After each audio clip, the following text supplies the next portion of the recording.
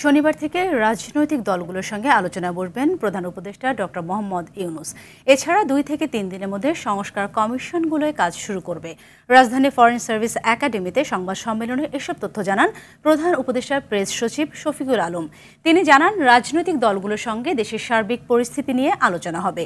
সরকারের সমালোচনা সবাই করতে পারে বলেও জানান তিনি। কমিশনগুলো যেটা হয়েছে আপনারা জানেন,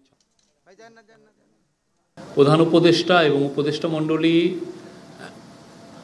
রাজনৈতিক দলগুলোর সাথে মত বিনিময় সভা করবেন। এই শনিবার থেকে আবার নতুন দফা আলোচনা শুরু হবে। দেশের প্রধান দলগুলোর সাথে আলোচনা হবে। যে কমিশনগুলো যেটা হয়েছে আপনারা জানেন, 6টা কমিশন হয়েছে।